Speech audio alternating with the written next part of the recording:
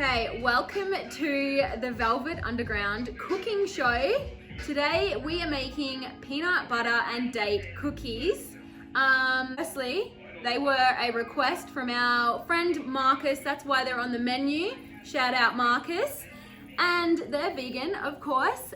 They're also gluten-free, but they're not like your average gluten-free cookie. They taste just like your regular cookie because we use oat flour, which is an amazing substitute for regular flour if you're cooking gluten-free. In Canada, oats can be gluten-free.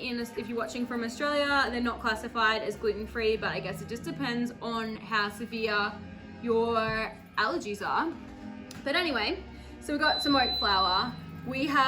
This is our coconut sugar. We use coconut sugar in a lot of our recipes instead of white cane sugar. It still acts the same in your body, so you should consume it in moderation, but it has like a really nice like rich caramel flavor and it has some nutrients unlike white processed cane sugar. We've got some natural peanut butter, just straight up peanuts, oil and nothing else. This is some date paste. It's a really good natural sweetener and it's high in fiber. In here I got a little bit of melted coconut oil. It's really good in baking, and we've got some chopped dates as well. We use dried dates because they're way cheaper than fresh ones, and you just soak them and they come back to life and they're pretty much the exact same. This is some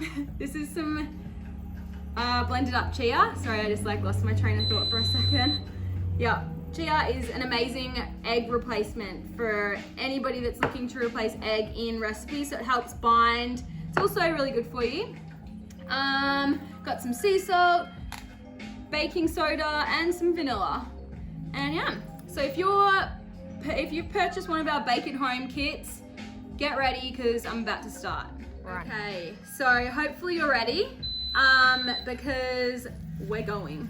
So obviously gloves, Corona season, and also just because if you want to get your hands in there, it's you definitely don't want to do that with no gloves. It's disgusting. So first of all, we're going to mix all our dry ingredients together. So flour, coconut sugar, some salt, about a teaspoon of salt. The salt kind of helps it makes it taste kind of like caramelly, and we love salt in everything. So yeah, if you hate salt, don't eat out really. Okay, a bit of this baking soda. I probably should have had this pre-measured, but maybe 2 of those, so it's about half a teaspoon. So we don't actually have any real teaspoon measures here, but we will measure the packs, don't you worry. So yeah, that, if you're wondering what that noise is, that's our dishwasher. Something's wrong with it.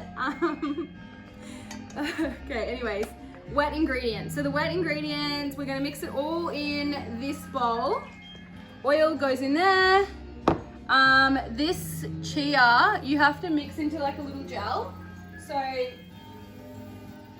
it's about 50-50 water and chia, and then give it a little mix like that. Actually, probably should have did this at the start because this is gonna get real jelly. So I'm gonna just put that in there, let that sit there for a sec. So you're gonna put the peanut butter in with the wet stuff, obviously. And some date paste.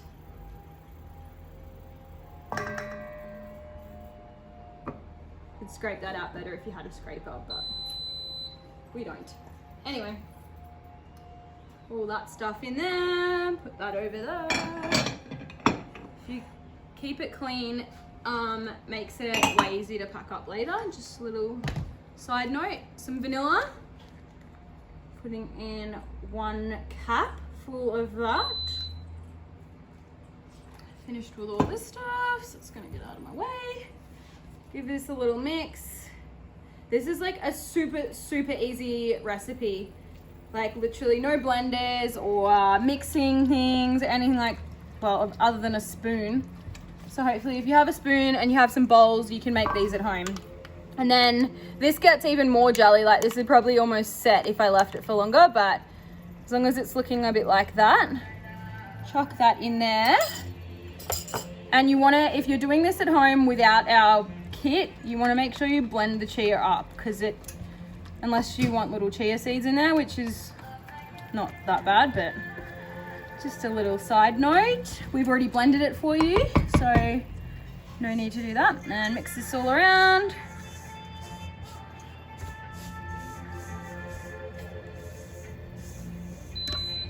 And pour this in here. Seriously, the easiest recipe ever. Especially when you have everything weighed out and ready to go.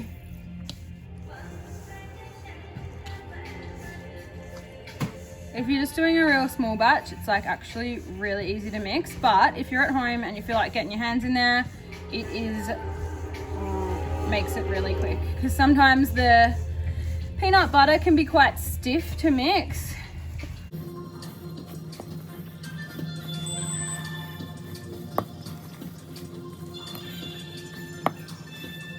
So you just want to make sure that it is all combined. You don't have any flour lumps in there, and that is it. You don't want to over mix it, because the more you mix it, it kind of makes the oat flour, like the starch in it, gets really like chewy or something. Like you'll see if you over mix it, like if you've ever over mixed muffins or anything that has some kind of flour in it, you'll know what I'm talking about. So yeah, just want to mix it until it's combined and she's good to go. Yep. Okay, here is our cookie, and we're gonna put some crushed up peanuts on the top, and just makes it some nice texture, and a tiny little bit of sea salt as well, because we love salt, and it really brings out that caramel flavor. And yeah, in the oven 15 to 20 minutes. It's better undercooked than overcooked. Yeah, and I'll see you when it's cooked. And here it is, the finished cookie.